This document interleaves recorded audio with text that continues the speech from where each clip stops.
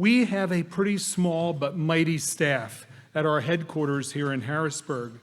And the person entrusted with carrying out our mission of educating the public about the truth behind abortion, infanticide, and euthanasia is our education director, Bonnie Finnerty. Bonnie earned her bachelor's degree from the University of Scranton, magna cum laude, in 1990. She earned a master's degree from the University of Scranton in 1992. She has been an educator her entire adult life, and she joined our staff 8 months ago, and we are most grateful to have her on board. At this time, ladies and gentlemen, I would ask you to welcome Bonnie to the podium. Ladies and gentlemen, our education director, Bonnie Finnerty.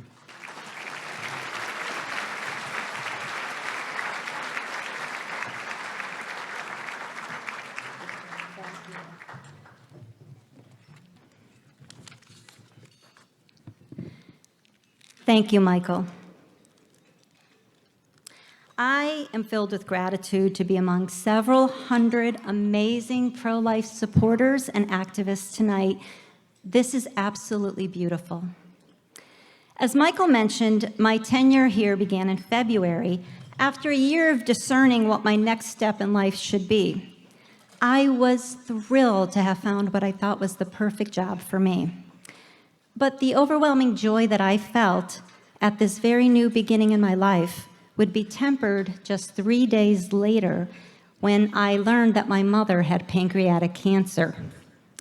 Just as I was beginning work to defend life, she was beginning a journey to complete hers. Her doctor said she might live till Easter, but as it turns out, my mom lived just another 18 days, and she peacefully drew her last breath on February 8th.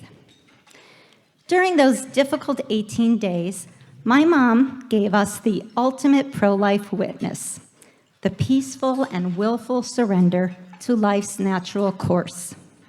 She bravely bore her suffering, and she comforted us with her courage and patience and steadfast faith.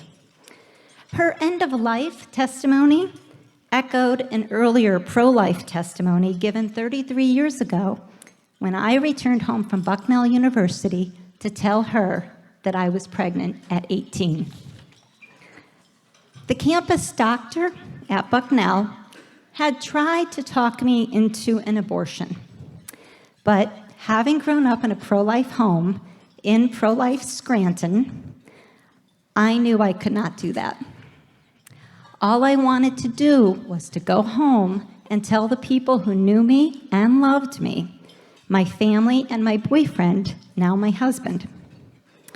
When I finally managed to choke out the words telling my mother that I was pregnant, she shocked me with the most unexpected response. "Is that all? Is that all?" You see, my tears had led her to believe that much worse news was imminent, like a cancer diagnosis. She was actually somewhat relieved to learn that I was just going to have a baby.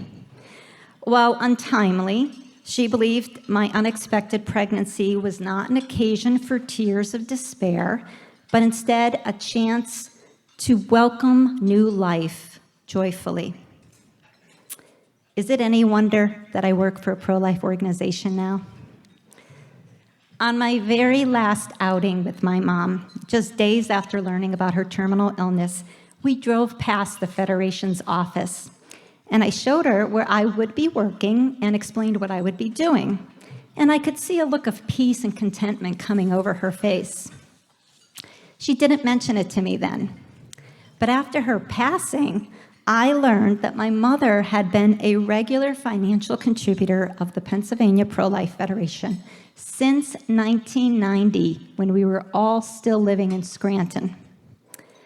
While our working-class blue-collar family didn't have a lot of extra money, she made pro-life contributions a priority.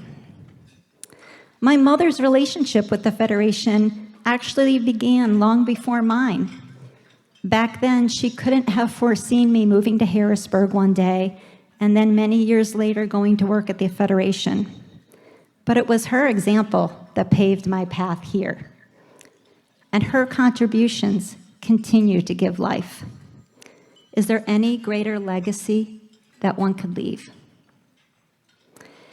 Tonight, when you think about what you can do to support the critical work of the Federation, as you discern what contributions you could make to this cause, please consider my mother's legacy of not giving just once, but committing yourself to regular donations that will help us realize our mission of making abortion, infanticide, and euthanasia unthinkable in our society.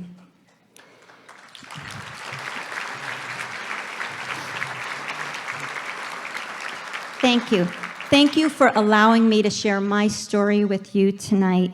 And thank you for all that you do every day and all that you will do to protect the sacred gift of life. Thank you.